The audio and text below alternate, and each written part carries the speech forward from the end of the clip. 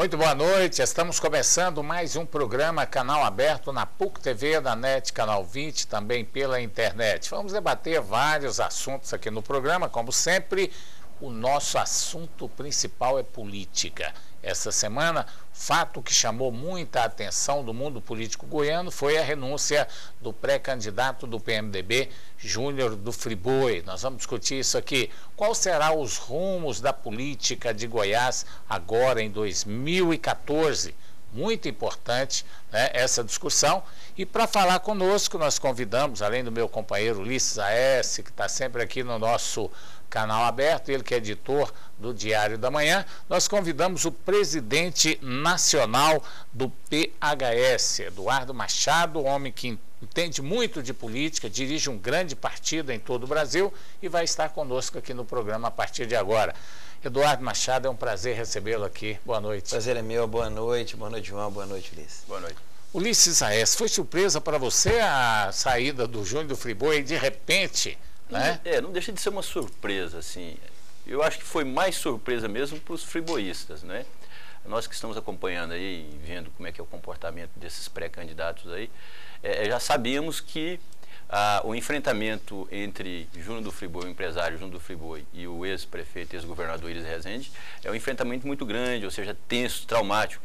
E todos sabem, mesmo um pouco afastado da política, enfrentar, ou seja, se opor a Iris Rezende é uma tarefa muito difícil. E parece que dessa vez Júnior do Friboi não se deu muito bem. Tá certo, mas esse foi só uma palhinha, porque nós vamos voltar daqui a pouco para falar sobre esse assunto. Vamos voltar agora com o Eduardo Machado, ele que é o presidente do PHS, um partido nacional, ele que é goiano, né, mora aqui em Goiás. Exato. E dirige um partido em mais de 5.000 municípios em todo o Brasil e tem uma responsabilidade muito grande. Dirigir um partido a nível nacional não é fácil, né, Eduardo? É algo muito complexo e trabalhoso. Partido presente nas 27 unidades da federação, em mais de 5.000 municípios. Então são realidades diferentes, são problemas distintos que acontecem a cada dia.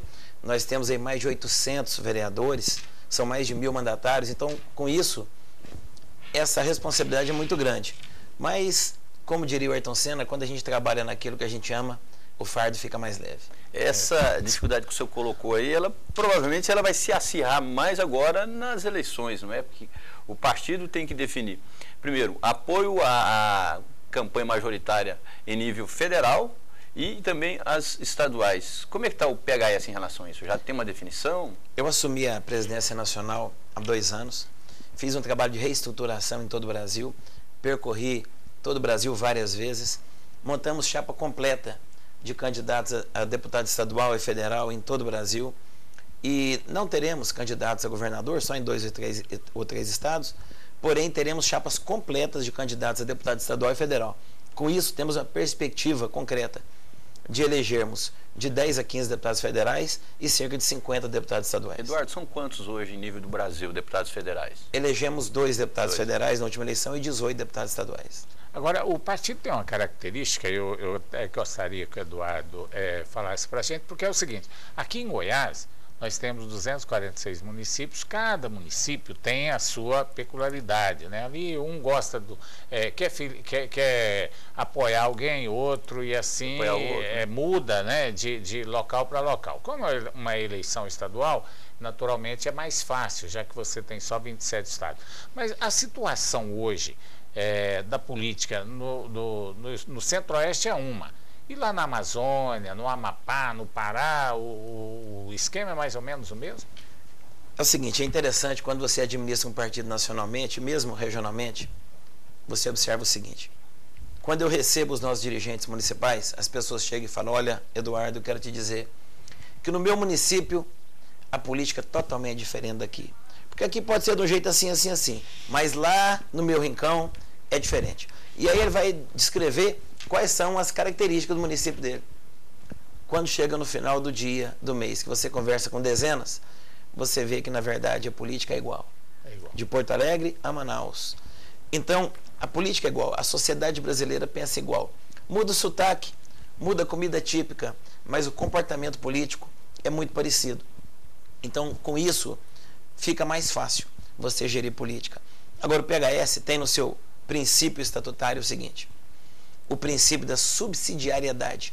O que significa isso? O poder emana do povo. Então, nós respeitamos a decisão tomada na instância mais próxima do cidadão. Quem sou eu, João? Quem sou eu, Liz? Para querer chegar na sua Itaberaí e decidir quem o PHS de Itaberaí vai apoiar para prefeito. Nem eu e nem o presidente estadual. Quer dizer que já está no estatuto já do próprio partido. Exatamente. Isso cabe ao nosso dirigente municipal, que no caso da sua Itaberaí é o nosso querido vereador Tião Bola. Exatamente. Então, ele sabe, ele conhece a realidade local, ele conhece os cidadãos, ele sabe dos anseios da sociedade local. Quer dizer que, por exemplo, o diretor municipal de Aparecida de Goiânia pode apoiar, vamos dizer assim, a candidata à presidência da República, Dilma, e o lá de Taboão da Serra, por exemplo, pode apoiar o Aécio Neves? Não. Numa decisão nacional, cabe à direção nacional decidir, certo, que nós já decidimos pelo Eduardo Campos. Ok. O que eu quis dizer é o seguinte, é que, por exemplo, na questão estadual, não é a nacional que vai decidir quem será o candidato a governador apoiado no Rio Grande do Sul. Não. Nós respeitamos a autonomia da nossa direção estadual do Rio Grande do Sul para saber quem será o melhor candidato a governador do Rio Grande do Sul, assim como em cada estado. Essa é uma diferença que tem que ser respeitada mesmo, porque a disputa, por exemplo, do PMDB com o PSDB aqui dentro do estado de Goiás, ela é diferente de alguns outros estados, mas é praticamente uma disputa nacional, né? São dois partidos que não misturam, PT, PSDB, PMDB, PSDB. Né? Exatamente. Então, esses casos aí praticamente é no Brasil inteiro. Exatamente. Agora, já tem outros partidos que se coligam, né? E tem lugar que o PT coliga com vários outros partidos, o PMDB, o PSDB, mas não coliga entre essas três. Exato. As realidades locais nós temos que saber respeitar, né? Porque em cada município, em cada estado, as conjunturas são diferentes. Então, por esse motivo que a gente respeita a autonomia de cada um.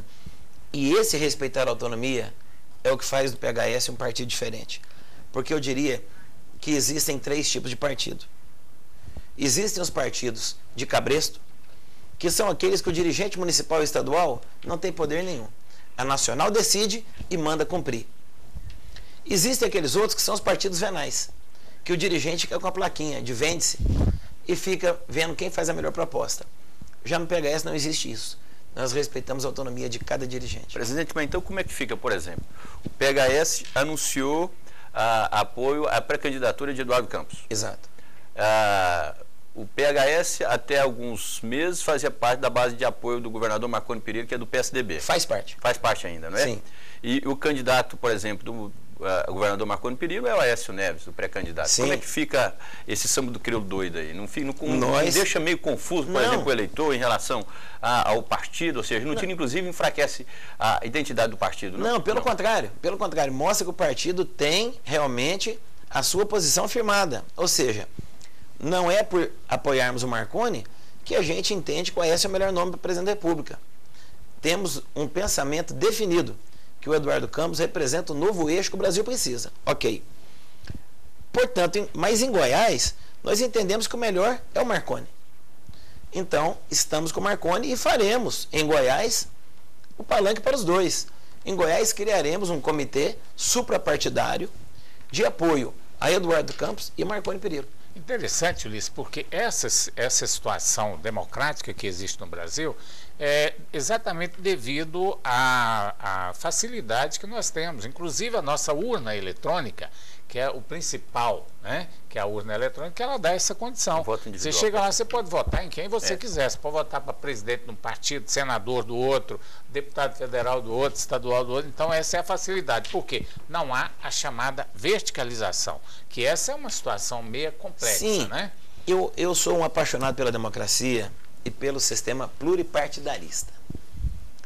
Algumas pessoas questionam, mas no Brasil não tem partido demais? 32 partidos? Eu digo, 32 partidos para um país continental como o Brasil chega a ser pouco. Taiwan, que é um modelo de desenvolvimento para o mundo e geograficamente do tamanho de Goiânia, eles tem 700 partidos. 700 partidos. Então o partido nunca é demais. O ruim, o duro, era 40 anos atrás. na época do regime militar, que nós tínhamos apenas 2 partidos no Brasil. E quando eram apenas 2, eram poucas vagas para se candidatar a vereador, deputado estadual, federal. Com isso, só a elite conseguia ser candidato. E se só a elite conseguia ser candidato a alguma coisa, quem era eleito? Agora imagina o seu 32 partidos no Brasil com essa quantidade de corrupção. Imagina se a gente tivesse 700 partidos aí, o problema Não, que mas o partido político não propicia a corrupção. Pelo contrário, quero te dizer o seguinte, nessa época aí, só a nata da elite conseguia ser eleito. Hoje não.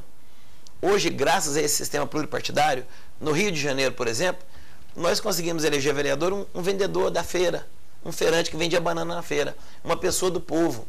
Hoje, graças a esse sistema, pessoas comuns podem sonhar em dirigir sua cidade, seu estado, seu país. É uma verdade. Eu até concordo que o número de partidos, se fosse bem utilizado, porque tem alguns partidos que a gente sabe, o senhor mesmo disse aí, que são aqueles partidos que se de aluguel, verdade, se vender. Sem dúvida. Agora, se houvesse, hoje, por exemplo, o PHS está com uma chapa formadíssima, né? Muitos candidatos a deputado federal, estadual, é um partido que a gente vê que está dando oportunidade para várias pessoas se candidatarem e ser eleito. Eu acho que isso aí seria o ideal. Não é o número de partidos. Eu acho que o que realmente está errado é a maneira com que alguns partidos são criados e são conduzidos até as eleições. Mas nós vamos para o intervalo comercial. Daqui a pouco estaremos de volta aqui com o programa Canal Aberto. Estamos de volta com o programa Canal Aberto aqui na PUC TV, na NET Canal 20 e também pela internet. Nós estamos conversando com Eduardo Machado, ele que é o presidente nacional do PHS, conversando aqui no programa Canal Aberto. Lembrando mais uma vez que as eleições estão chegando, as coligações estão formando e o PHS já marcou a data da convenção? Sim, faremos a nossa convenção nacional no dia 29 de junho, e em Goiás faremos a nossa convenção estadual dia 28 de junho. Será em conjunto com a do governador ou não? Sim, ela será marcada para ser no mesmo dia da chapa do PSDB. E geralmente as convenções são para decidir, por exemplo, o futuro do partido em relação às eleições. Em nível nacional já está fechado, ou seja, praticamente não existe divisão, está tudo tranquilo. Não, realmente. Nós fizemos um trabalho ao longo desses 2 anos de unificação do partido. Então hoje criamos uma grande família 31 e hoje eu te digo que eu que percorri todo o Brasil conversando com os nossos milhares de pré-candidatos a deputado federal, deputado estadual, com muita alegria eu te falo que existe um consenso de apoiarmos o nosso presidente Eduardo Campos e a Marina como vice. Agora, dessa escolha do Eduardo Campos, foi feita uma pré-convenção? Sim, nós, em dezembro, criamos um grupo de trabalho para conversar com todos os dirigentes estaduais, pré-candidatos, para ouvirmos dos anseios de todos os dirigentes, inclusive municipais, qual era o candidato que mais expressava o sentimento humanista e solidarista. Ouvimos, conversamos, debatemos. Interessante que tivemos uma ampla aprovação do Eduardo Campos. Nas pesquisas internas que nós temos hoje no Comitê Nacional, eu faço parte da coordenação nacional da campanha do Eduardo Campos, mostra que entre os brasileiros que conhecem o Eduardo, a Dilma e o Aécio, o Eduardo hoje está em primeiro lugar, entre os que conhecem. É bem verdade que a grande maioria dos brasileiros não sabe quem é Eduardo Campos. Assim como também não sabe quem é o Aécio, uma grande maioria. Aí vem o grande desafio da campanha. Conseguirmos propagar o nome do ex-governador de Pernambuco para conseguirmos a vitória. Você acha que vai ser fácil? Vai ser uma atividade fácil? Qual que, por exemplo, será a estratégia tanto do PSB como do PHS, de partidos coligados que deverão apoiar a candidatura, por enquanto, a pré-candidatura? O tempo de rádio. É uma missão dificílima. Dificílima por quê? Porque nós temos, em primeiro lugar, o problema do tempo de TV. O PSB tem aí cerca de 30 deputados, mas os partidos coligados, a maioria, tem bancadas minúsculas. Pequenas. Nós, por exemplo, elegemos só 2 deputados federais na eleição passada. O PPS tem 9 deputados federais. Enfim, teremos aí cerca de 2 minutos de TV. Enquanto a Dilma vai ter 12 minutos. Os 2 minutos serão divididos em 2 partes ou... Não, em cada parte 2 minutos. A Dilma 12 minutos e o Aécio cerca de 5 minutos. baseado nos partidos que hoje... 2 minutos não dá para convencer o eleitor assim. Por um lado é muito pouco, Ulisses, mas por outro lado vale lembrar que o Collor foi eleito tendo 1/4 desse tempo. Então, a Marina teve a votação maravilhosa que teve, tendo menos tempo do que isso. O Garotinho, em 2002, teve a votação expressiva, também tendo menos tempo do que isso. Então, por tudo isso, nós acreditamos que, acertando o discurso, acertando o marketing, a gente consegue um grande resultado. 2 minutos na televisão é muito tempo, viu, Ulisses? Se souber fazer uma boa mensagem, dá para chegar bem, porque a televisão ela tem 2 minutos aí, dá quase 8 comerciais de 15 segundos, né? Então o negócio é aproveitar, porque muita gente tem tempo demais na televisão, mas fala abobrinha demais também, coisas que fica aí batendo em projetos que todo mundo faz, a mesmice, tem que ter uma certa criatividade. E a sociedade já deu um recado claro que quer transformação. Há cerca de um ano atrás, a população brasileira foi para as ruas. E se organizou não através da televisão, né? Se organizou através de quê? Exatamente. Das redes sociais. Internet. E eu quero dizer que eu acredito que o Eduardo hoje tem um dos melhores trabalhos hoje em redes sociais. Então a sociedade foi para a rua e deu o seu recado que queria mudança. Deu o seu recado talvez não de forma muito ordeira. Infelizmente, alguns excessos foram cometidos, quebra-quebra, colocar fogo em carro, colocar fogo em propriedades privadas. Muito ruim ver aquelas cenas de um lojista lá em São Paulo, uma ótica, sentado no chão chorando, porque os vândalos quebraram tudo, colocaram fogo e ele perdeu tudo que tinha na vida. Então, o grande recado que tem que ser dado é na urna. O senhor que é presidente de partido, o senhor está falando isso, eu queria até fazer essa pergunta para o senhor, até porque eu acho que é necessário tomar posição. Eu acho que o político brasileiro, ele fica em cima do muro, ele está achando que o mundo vai continuar assim do jeito que ele quer e não toma aquela posição devida. Enquanto isso, a sociedade sofre. Em relação, por exemplo, a esses vândalos, são vândalos ou manifestantes esse pessoal que toca fogo em ônibus, ou seja, que estão ali lutando por uma democracia, não sei se é entre aspas ou com aspas. Eu queria que o senhor avaliasse isso. Ulisses, eu acredito que o conjunto daquelas pessoas que estavam na rua são os manifestantes. Ok. Dentre os manifestantes tinham os vândalos. E aí vem um grande problema. Esses vândalos que criaram o grande problema. Esses vândalos, infelizmente, praticamente colocaram tudo a perder. No momento em que eles começaram com essa ruaça, quebra-quebra, fazer coisa que não devia, as manifestações começaram a perder a credibilidade perante a sociedade organizada. Foi a hora que o pai de família começou a chegar para a filha e falar: minha filha, você não vai não. Não vai participar disso não, que isso aí não é coisa boa. Quer dizer, eles colocaram em xeque as manifestações. Então eu espero que elas até voltem. Eu sou a favor que elas voltem, mas voltem de forma ordeira, organizada e com inteligência. E a forma inteligente de protestar é no voto. Votando por um Congresso Nacional renovado. Vamos tirar aqueles deputados e senadores que estão lá, alguns há 40 anos, 50 anos. Eu sou a favor de limitar o mandato de deputado federal, vereador, senador. 2 mandatos seria o ideal. 2 mandatos está passando de bom. Eu penso o seguinte, Ulisses. Você, por mais inteligente que você seja, por mais propósito que você tem na sua cabeça, 1 mandato ou 2 mandatos de vereador, você consegue colocar lá na Câmara tudo aquilo que você projetou fazer pela sociedade. Para que ficar 40 anos lá? Mas precisa também, deputado, presidente, mudar também um pouco da filosofia. Você vê vereador aí prometendo fazer obras que o governador não dá conta de fazer. Não dá conta de fazer, nem o presidente da República. Deputado federal, ele não pede voto para ser deputado, ele pede voto para ser governador. O eleitor não sabe o que ele está prometendo, não sabe então, se ele chega lá aquilo. E promete o mundo e o fundo, e depois ele chega, ele volta lá, como é que ele vai cumprir se o executivo é que tem que cumprir? Tem que fazer então, isso. Precisa mudar, conscientizar o povo que o deputado federal, ele não foi criado para executivo, ele é um legislador. Agora, a partir do momento que houver uma condição de ser um legislador, que ele vai ter o respeito como legislador, ele pode ficar até mais de 2 mandatos lá. Desde que seja fazendo aquilo que ele prometeu. Concordo, que deve ser, né? Plenamente. E acredito. Não está no mandato, eu acho. Concordo e por tudo isso que foi dito, o Brasil merece passar por uma ampla reforma política, urgentemente. Temos que ter o referendo. Vou dar um exemplo aqui para os senhores, para quem está nos assistindo. Quem está satisfeito com a Prefeitura de Goiânia? A cidade nunca foi tão suja, esburacada, escura. Se a sociedade toda é contra, tá vendo, tá todo mundo chateado, por que continuar? Então, eu defendo a instituição do referendo. Mas você não acha, por exemplo, vai ter eleição depois de amanhã.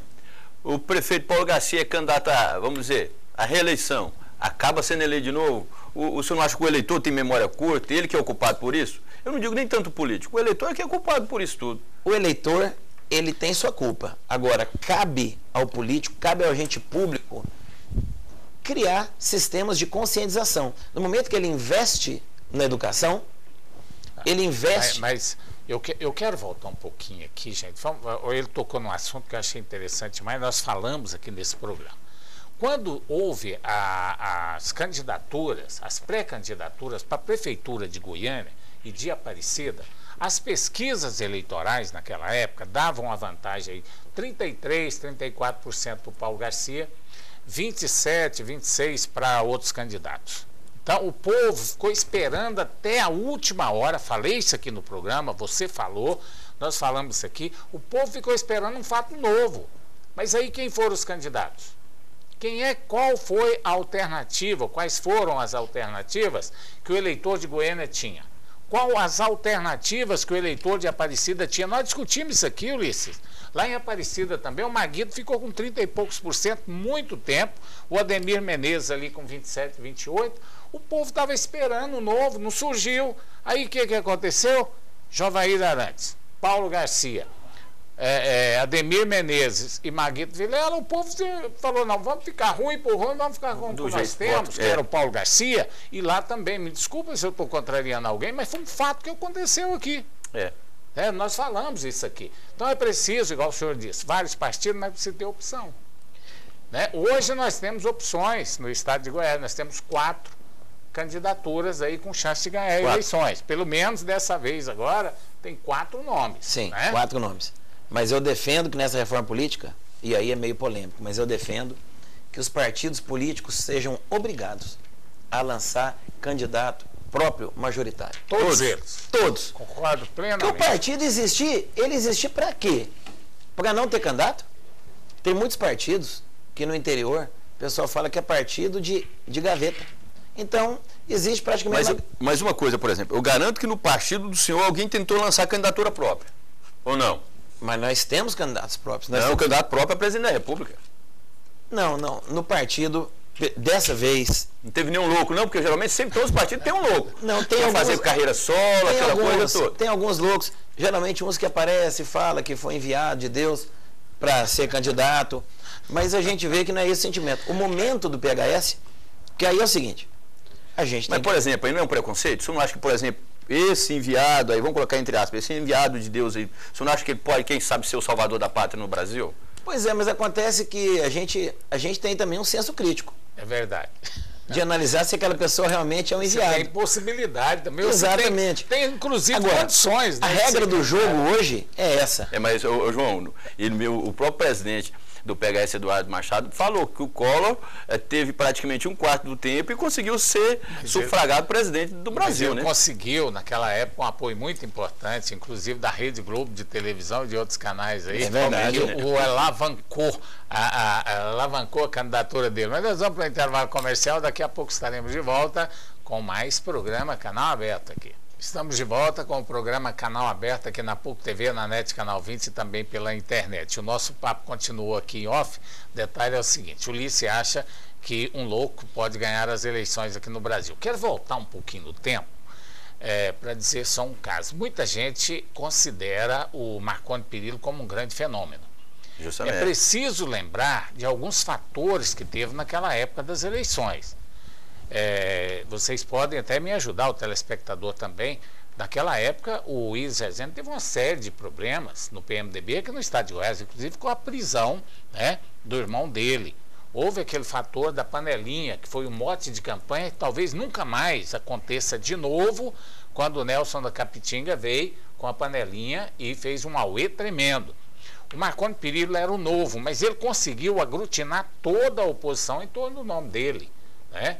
Então, foi um novo que veio acompanhado de vários fatores no momento um momento ímpar naquela época. Então, não vamos tirar os méritos, não. Foi uma vitória que ficou para a história do estado de Goiás. Agora, fato como esse não acontece todos os dias. O novo, por ser novo, não vai ganhar a eleição. É preciso ser um novo, com propostas novas, e também tem que enfrentar adversários, Ulisses, que está em situação difícil. Mas vou pegar não é o caso do estado de Goiás. Vou pegar hoje. só um exemplo para você. Em nível nacional, eu citei o Collor na época era considerado um louco também. Não é? Ou seja, era um playboy, um jovem na época, ou seja, inclusive para ser presidente do Brasil, conseguiu derrotar toda a força do, até então, na época ele era candidato, né, mas ex-presidente Lula. Conseguiu. Você pega, por exemplo, Anápolis, Antônio Gomide, ou seja, praticamente de um vereador com quase nenhum por cento, conseguiu ser eleito prefeito, depois foi reeleito prefeito, com uma votação assim ímpar, praticamente proporcionalmente em todo o Brasil, a maior. Certo. Aí você pega o histórico da cidade de Anápolis e vê as administrações anteriores, Antônio Gomide também, como é que estava passando a cidade de Anápolis, né? Prefeito caçado, corrupção, uma série de coisas que aconteceu lá. Eu acredito, João, tem um fator, que a sociedade, ela quer o novo. Porém, esse novo não é qualquer novo. Então, voltando ao caso de 98, que você citou, que você muito bem recordou, o Íris era, na época, o candidato do governo, do governo Maguito, tinha 68% nas pesquisas. Ok. E aí o Balestra era o candidato da oposição. Eu diria que da oposição, da mesma oposição que elegeu o Marconi. Era o mesmo grupo. Porém, a sociedade queria alguém com outro perfil.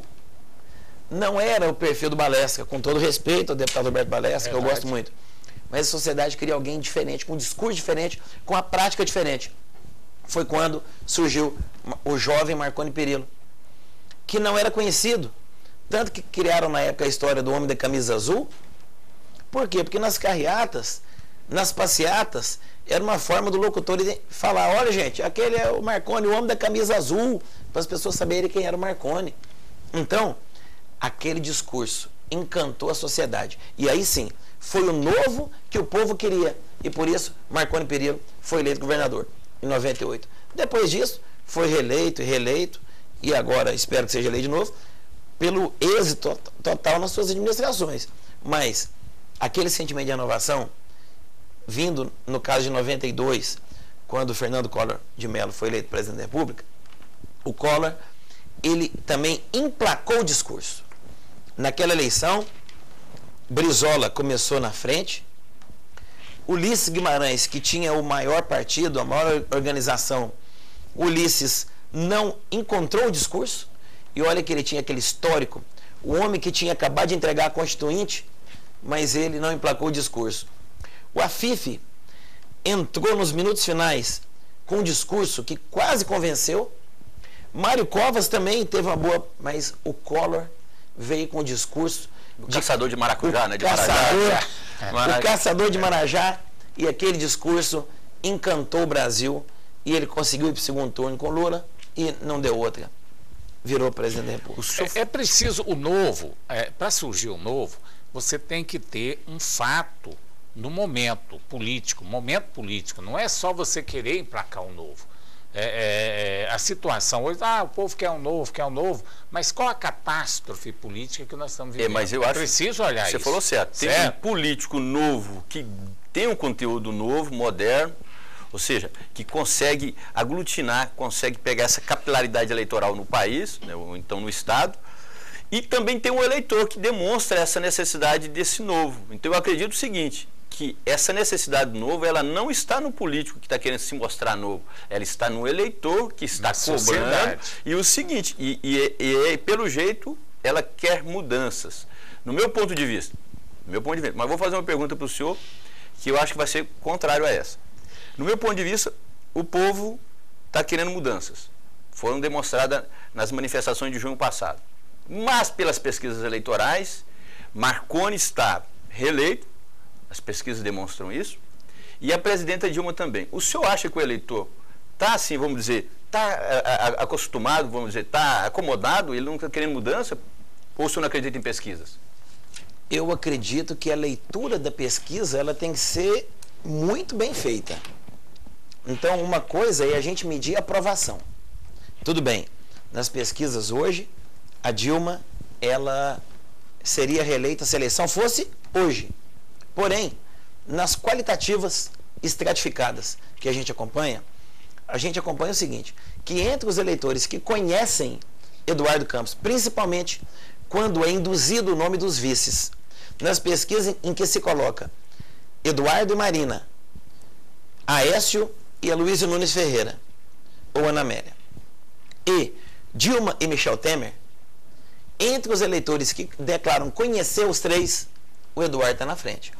Tudo bem, que hoje, na pesquisa comum, a Dilma ganha. Agora, e quando chegar em 5 de outubro, que a mídia, que a propaganda televisiva eleitoral tiver sido amplamente feita? Qual será o resultado? Então, hoje a Dilma está na frente, por quê? Porque a sociedade, hoje, conhece mais a Dilma.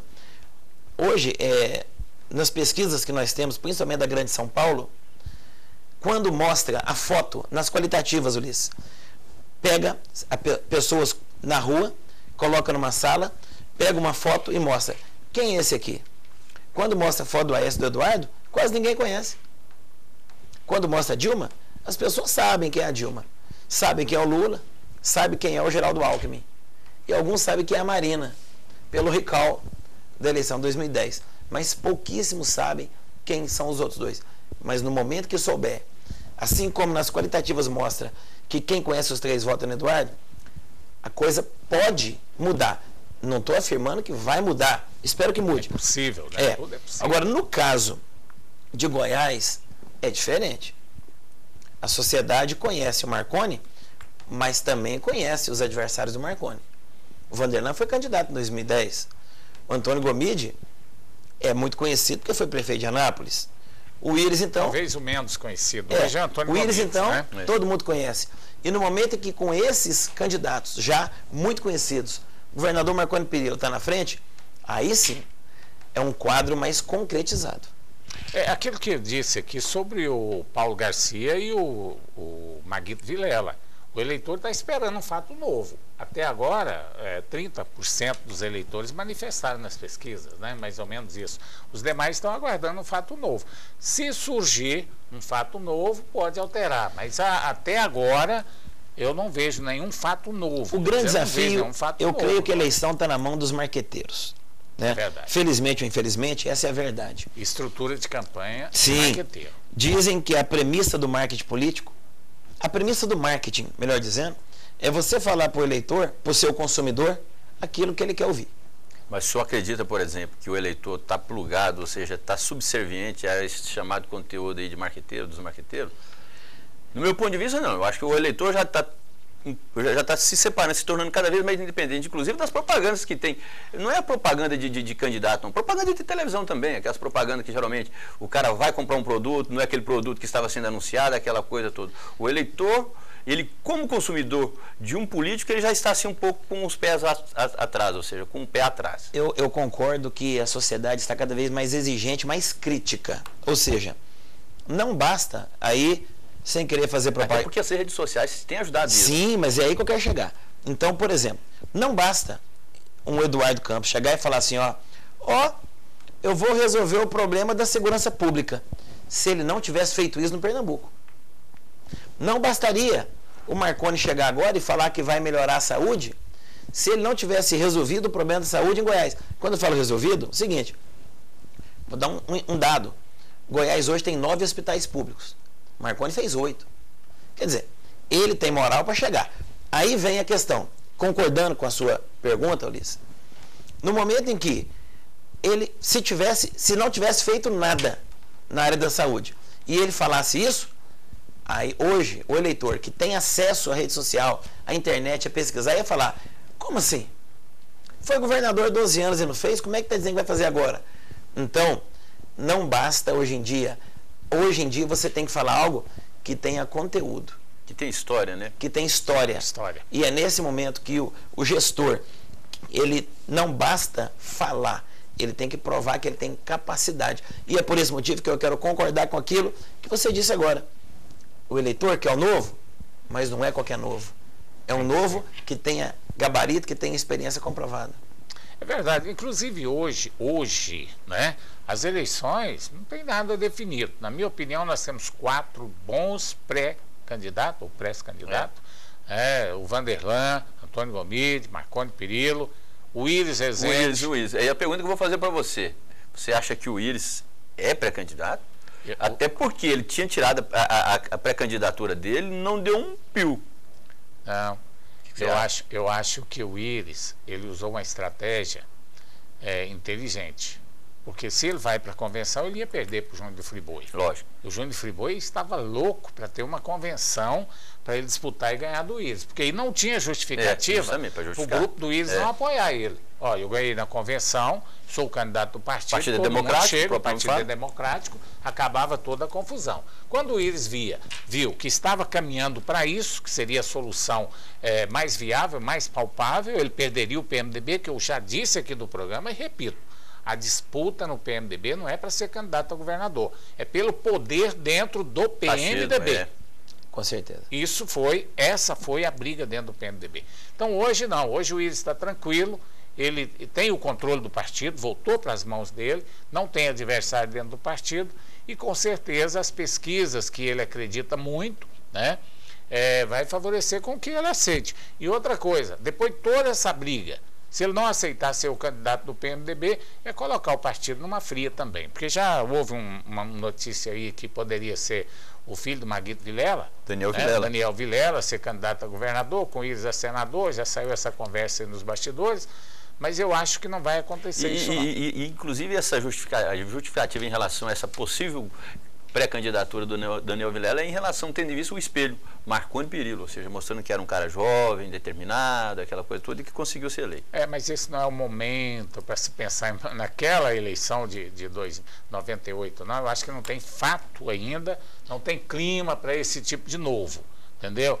Eu acho que a situação do momento não é tão boa para lançar, pensando numa eleição como aquela. Eu acho que o Daniel é um jovem político, ele tem tudo para ser governador do estado de Goiás, né? Eu acredito, né, nesse potencial dele, mas eu acho que não é o momento de se lançar como o novo e ganhar a eleição no estado de Goiás. Pode acontecer, talvez eu esteja enganado, mas uma coisa está certa, né? Nós vamos para um intervalo comercial e daqui a pouco estaremos de volta aqui com o Canal Aberto. Estamos de volta com o programa Canal Aberto aqui na PUC TV, na NET Canal 22 e também pela internet. Lembrando que nós estamos conversando com Eduardo Machado, ele que é presidente nacional do PHS. PHS é Partido Humanista da Solidariedade.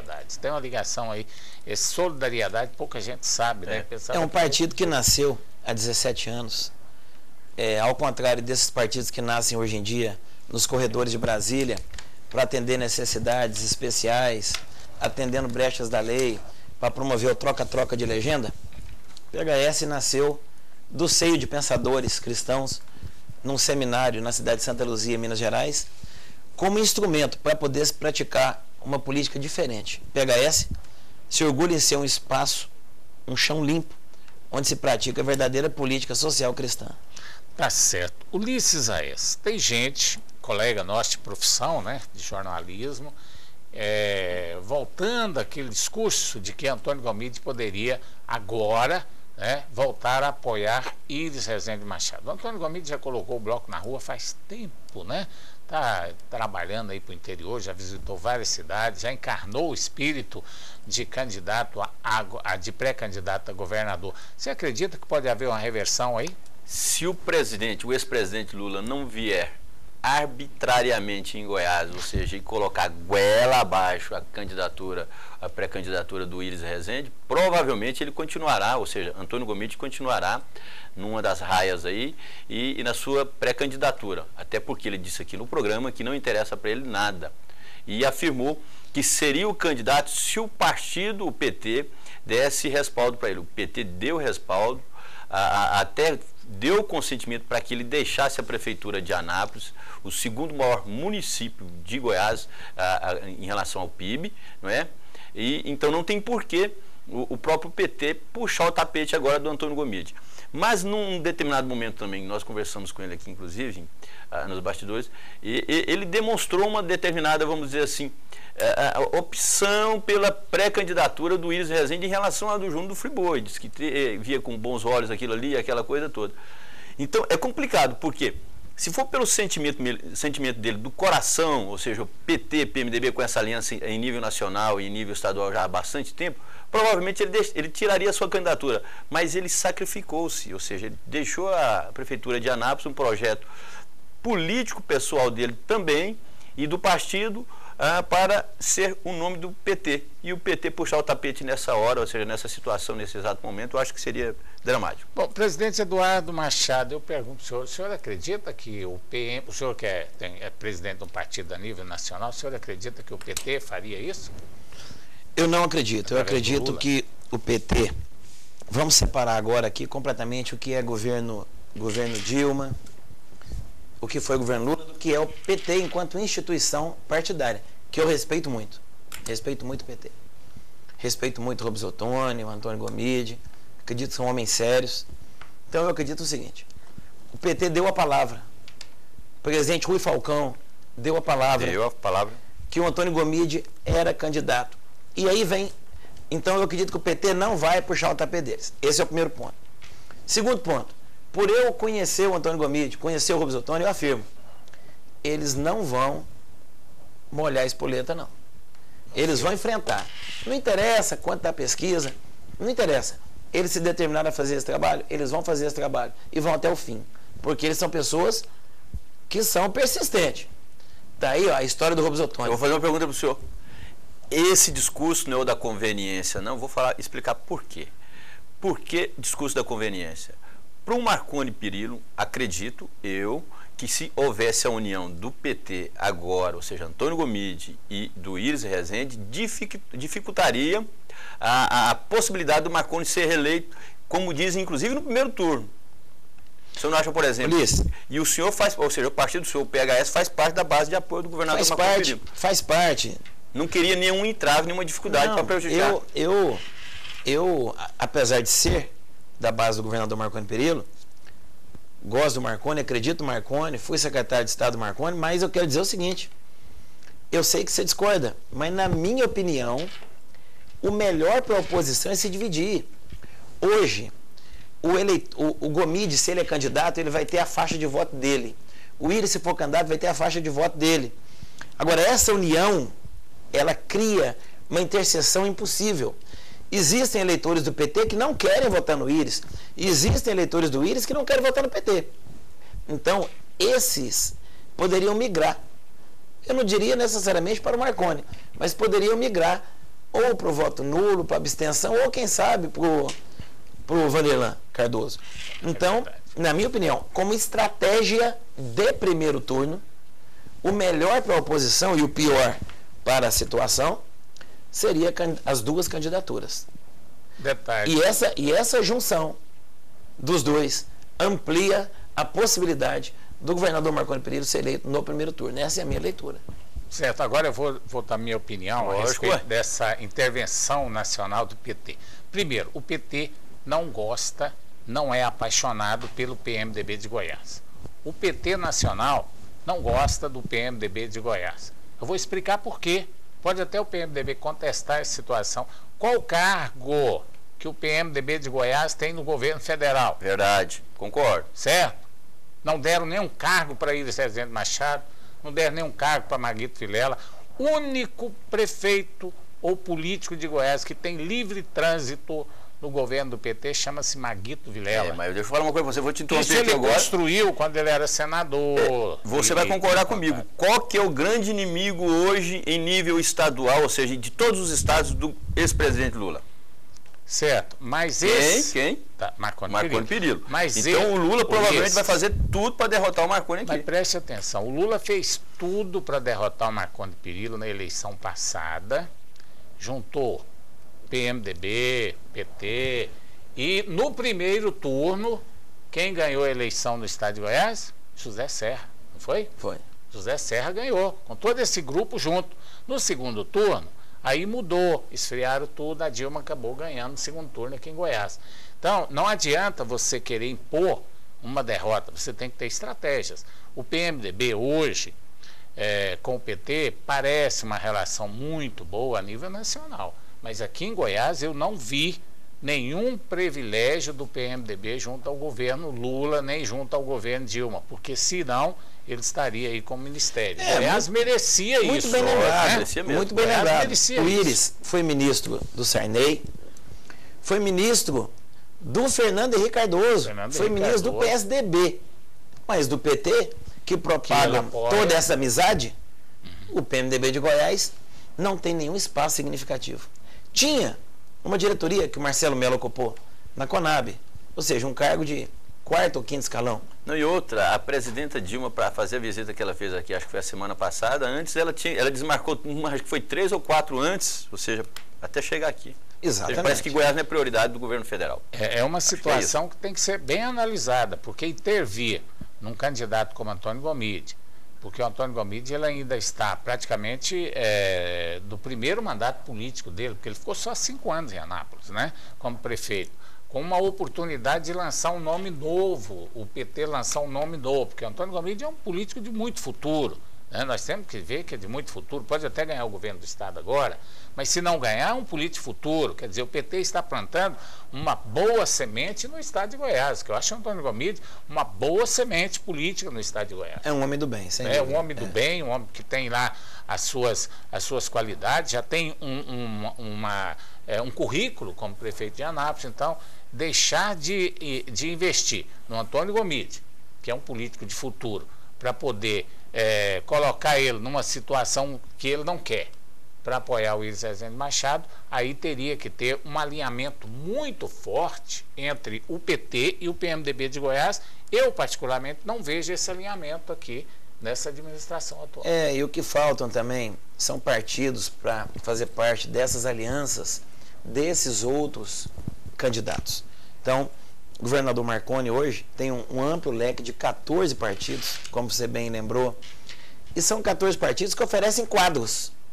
Então nós temos, por exemplo, um PSD com o Vilmar Rocha, que com certeza, se eleito senador, será um excepcional senador, cuidou da Casa Civil do governo Marconi, foi o grande gestor que fez o governador ter uma tranquilidade de deixar o governo na mão do Vilmar para poder exteriorizar, fazendo as obras que Goiás precisava. Então, esses quadros, esses partidos que compõem essa ampla aliança são fundamentais e os demais candidatos sofrem porque não tem esse tipo de apoio. Tem poucos partidos.